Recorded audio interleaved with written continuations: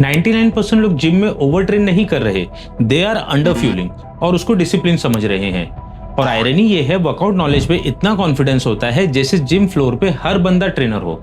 Forms, reps, intensity, volumes, machines सब डिस्कस होता है, लेकिन जैसे ही न्यूट्रिशन की बात आती है, लॉजिक्स बंद, बिलीफ्स शुरू। जब प्रोग्रेस नहीं दिखता तो फर्स्ट रिएक्शन ये होता है कि प्रॉब्लम ट्रेनिंग में है। रियलिटी उल्टा है, लोग स्ट्रेस तो पूरा क्रिएट कर रहे हैं लेकिन रिपेयर प्रोवाइड नहीं कर रहे।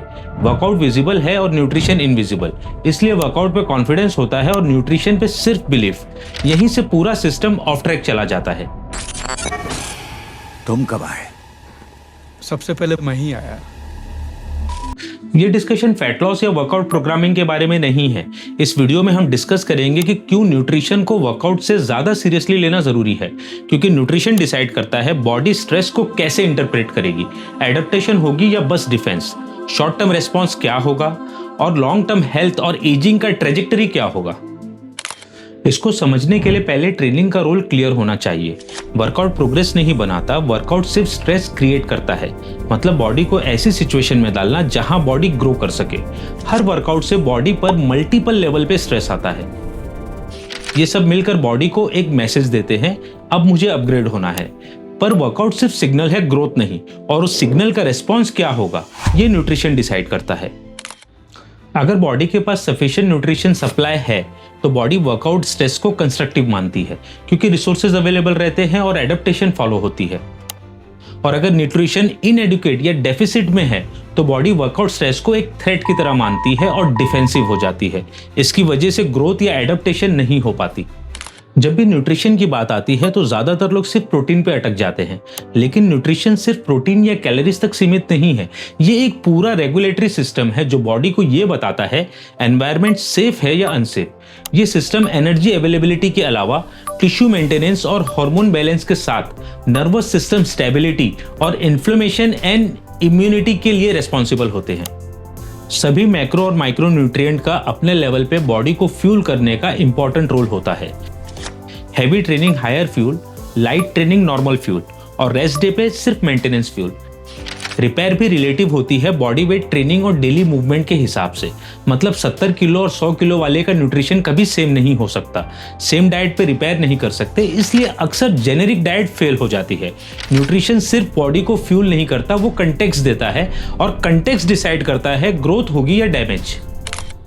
अक्सर लोग फैट लॉस के चक्कर में एक्सट्रीम कैलोरी डेफिसिट कर लेते हैं, जिससे सीवियर लेवल पर बॉडी में कंसिस्टेंटली न्यूट्रिशन इनसफिशिएंट रहता है।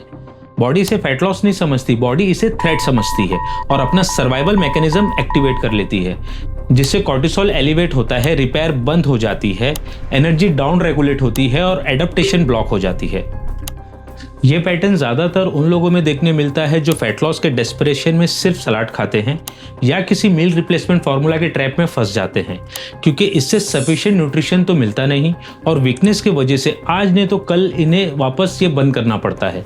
तब ये तुरंत बाउंस बैक होके अपने ओरिजिनल वेट पे पहुंच जाते हैं, अपनी हेल्थ को खराब करके। जब आप न्यूट्रिशन को रेस्पेक्ट करते हुए वेट लॉस करते हो तो आप बॉडी को अब्यूज नहीं कर रहे, बल्कि उसे एडप्ट करा रहे होते हैं।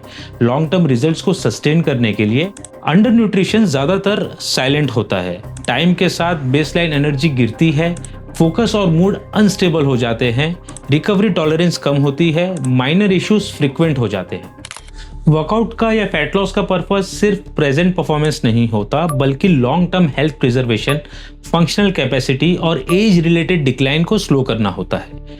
एज के साथ बॉडी की रिपेयर कैपेसिटी नेचुरली कम होती है और हार्मोनल रिकवरी भी स्लो हो जाती है। इस वजह से टिश्यूज स्ट्रेस के लिए ज्यादा सेंसिटिव हो जाते हैं।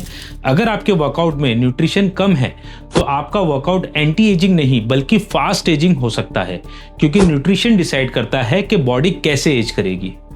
अगर तुम ट्रेनिंग को रेस्पेक्ट करते हो तो न्यूट्रिशन को भी रेस्पेक्ट करो। इस वीडियो के पिन कमेंट में मैंने एक highly personalised science backed nutrition calculator बनाया है जो तुम्हारा एग्जैक्ट मैक्रो और माइक्रो न्यूट्रिशन का रोड मैप क्लियर करता है। अगर इस वीडियो ने तुम्हें न्यूट्रिशन के गैसवर्क से बाहर निकालकर कैलकुलेटेड न्यूट्रिशन लेने के लिए अवेयर किया तो इसे अपने जिम पार्टनर्स के साथ शेयर करो ताकि उनका भी न्यूट्रिशन रिसेट हो सके। वीडियो को लाइक और चैनल को सब्सक्राइब जरूर करना, क्योंकि यहाँ हम मोटिवेशन, मिथ्स और शॉर्टकट्स नहीं, सिर्फ साइंस बैक्ड सिस्टम्स की बात करते हैं।